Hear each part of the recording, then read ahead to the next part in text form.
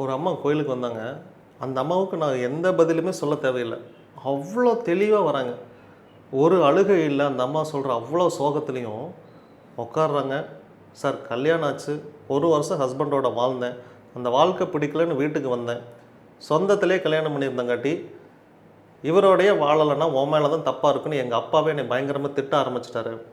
உனக்கு ஒரு 2 வருஷம் டைம் குடுக்குறேன். அதுக்குள்ள போய் அவர் கூட வாழு. இல்லன்னா அவருக்கு நானே கல்யாணம் பண்ணி வச்சுருவேன் அப்படின்னு பொண்ணோட அப்பாவே மிரட்டியிருக்காரு.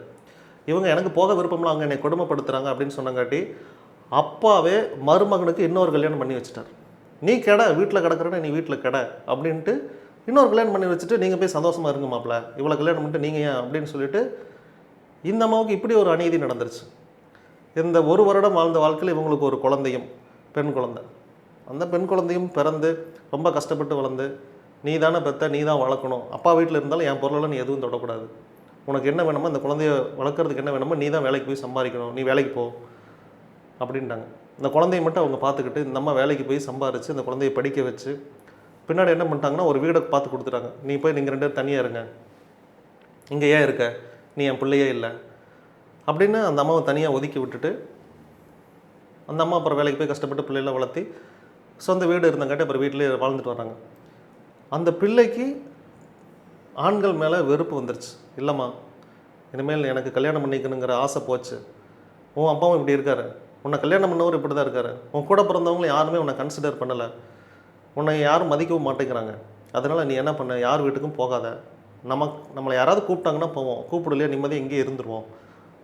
அவங்க நல்லா படித்து நல்ல வேலைக்கு போய் நல்லா சம்பாரிச்சிட்டு இருந்தாங்க. கல்யாணம் பண்ணிக்கன்னு சொல்லி இந்த அம்மா ஒரு 2 டைம் ஃபோர்ஸ் பண்ண உடனேயும் அவங்க சூசைட் பண்ணிக்கிட்டாங்க. அந்த பொண்ணு இறந்து 14 வருஷம் ஆகுதாம்மா. இந்த அம்மா என்கிட்ட வந்து, நான் உடஞ்சி போனதே, அந்த பொண்ணு அவ்வளோ நல்ல பொண்ணு. அந்த பொண்ணு அப்படி சொல்கிறாங்க, ஃப்ரீ கிளாஸ் எடுப்பா குழந்தைகளுக்கு, காலேஜுக்கு லெக்சரராக போனால் அங்கே ஃப்ரீ கிளாஸ் எடுப்பா, அவகிட்ட என்ன இருக்கோ அது பண்ணுவான், அவள் சாப்பாடை மற்றவங்களுக்கு தியாகம் பண்ணுவான். அந்த அளவுக்கு நல்ல பொண்ணு. கல்யாணம் பண்ணிக்கோ, எனக்கு அமைஞ்ச மாதிரி, எனக்கு அமைஞ்சது என் விதி, உனக்கு அமைஞ்சது உனக்கும் அப்படியே அமையுங்கிறதுல என்ன இது, உனக்கு நல்ல வாழ்க்கை அமையலாம் இல்லையா அப்படின்னு தான் நான் சொன்னேன். அந்த வார்த்தை தாங்காமல் சூசைட் பண்ணிக்கிட்டா. அவள் போனதுக்கப்புறம் இப்போ யாருமே இல்லை.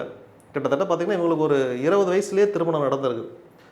இன்றைக்கி அவங்களுக்கு வயசு 54க்கு மேலே. இந்த 34 வருஷத்தில் அவங்களுக்கான வாழ்க்கையை வாழவே இல்லை. அந்த அம்மா ஒன்று சொல்கிறாங்க, இப்போ தான் உங்களுக்கு நான் சொல்ல வேண்டிய கருத்தே வருது. நான் ஒரு ஆன்மீக கிளாஸுக்கு போனேன். அங்கே என்ன சொல்லி கொடுத்தாங்கன்னா, இதெல்லாம் நீ இப்படிலாம் வாழ்ந்து கழிக்கணுங்கிறது உன்னுடைய கர்மா. இதில் இருந்து எஸ்கேப் ஆகணும்னு நினைக்காத. இதை இப்படியே வாழ்ந்துட்டினா, இது வாழ்ந்து உன் தண்டனை எல்லாம், இதெல்லாம் ஒரு தண்டனை காலம். இந்த தண்டனை காலம் நீ வாழ்ந்து முடிச்சிட்டினா, நீ மோட்சம் போய் அடைஞ்சிடலாம், கடவுள்கிட்ட சேர்ந்துடலாம். நீ இன்னொரு கல்யாணம் பண்ணிக்கலாம்னு நினைக்கிறது, இன்னொரு குழந்தை பெற்றுக்கலாம்னு நினைக்கிறது, அப்படியெல்லாம் பண்ணுறது, இப்படியெல்லாம் பண்ணினா இன்னும் நீ பாவத்தை சேர்க்குறேன்னு அர்த்தம்.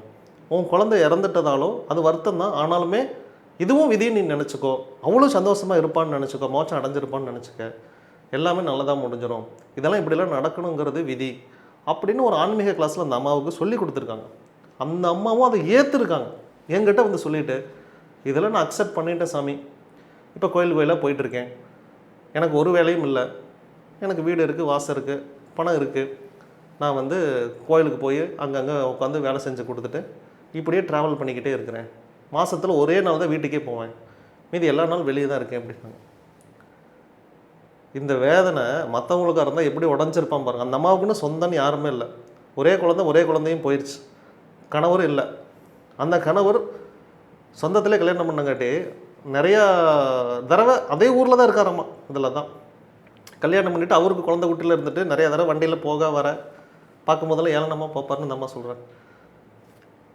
இப்படி ஒரு நரக வாழ்க்கை அந்த அம்மா வாழ்ந்துட்டு அந்த அம்மா சொல்லுது, இதெல்லாம் என் கர்மா, இதை நான் அக்செப்ட் பண்ணிக்கிறேன்.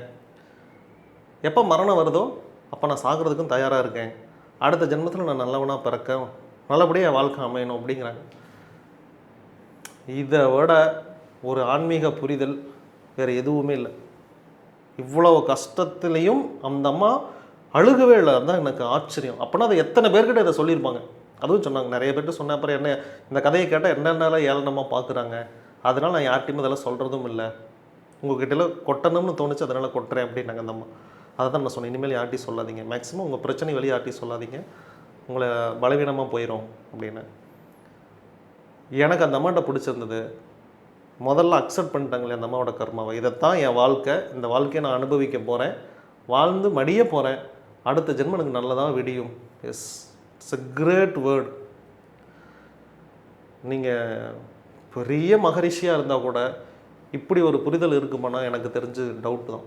ஏன்னா மகரிஷிக்கும் எல்லாரும் நல்லா இருக்கணும்னு, எல்லாரும் திருந்தணும்னு ஆசைப்படுவாங்க. புத்தர் சொன்னார், ஆசையே துன்பத்துக்கு காரணம் அப்படின்னாரு.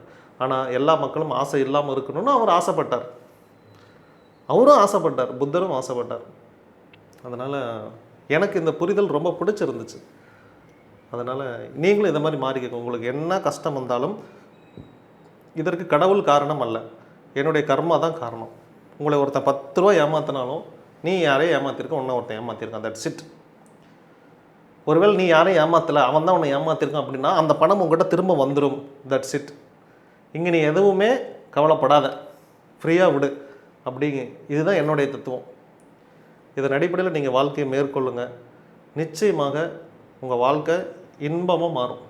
நீங்கள் எந்த கொலாப்ஸும் பண்ணலைன்னா இந்த அம்மாட்ட இவ்வளவும் பார்த்தீங்களா, இந்த அம்மா என்ன சொல்கிறாங்கன்னா, எனக்கு சாப்பாட்டுக்கோ வீட்டுக்கோ பணத்துக்கோ பஞ்சம் இல்லை. இதுக்காக தான் நம்ம ஓடிக்கிட்டே இருக்கிறோம். நல்லா புரிஞ்சு பாருங்கள். அந்த அம்மாவுக்கு யாருமே இல்லை, ஒருத்தரும் இல்லை. தன்னந்தனியாக இருக்கிற ஒரு அம்மாவுக்கு எல்லாமே இருக்குது. வீடு வாசல் சொத்து பணம் சாப்பாடு எதுக்குமே எனக்கு பிரச்சனை இல்லை. பட் என் வாழ்க்கை மோசமாக போயிட்டுருக்கு. நான் சொன்னேன் தெரியுமா, நீங்களாக எந்த மாறுதலும் பண்ணாமல் இந்த கர்மாவை அக்செப்ட் பண்ணிட்டீங்கன்னா உங்கள் வாழ்க்கையும் இப்படி தான் இருக்கும். பணத்தை தேடி இப்போ அந்த அம்மா ஓடிச்சுன்னா பிரச்சனைகளை போய் லாக் ஆகிடும். அப்புறம் கோயிலில் வந்து நிற்கும், சாமி நான் இப்படி ஒன்று நல்லது பண்ணலான்னு போனேன், ஷேர் மார்க்கெட்டில் மொத்த பணத்தையும் போட்டேன், என் பணம் மட்டும் இல்லை இன்னொருத்தவனும் பணத்தை வாங்கி உள்ளே போட்டேன், அதிக லாபம் வரும்னு, நான் அவனுக்கு நல்லது பண்ணி கொடுக்கலான்னு நினச்சேன், மொத்த பணமும் போச்சு, இவன் வந்து என் வீட்டு வாசலில் உட்காந்துருக்கான், தட்ஸ் இட். இப்படி நடந்திருக்கும். ஸோ உங்களுக்கு ஒரு ஸ்மூத்தான லைஃப் வேணால் accept the pain, that's it. கேலைக்கே சித்தர் நமோ நமக.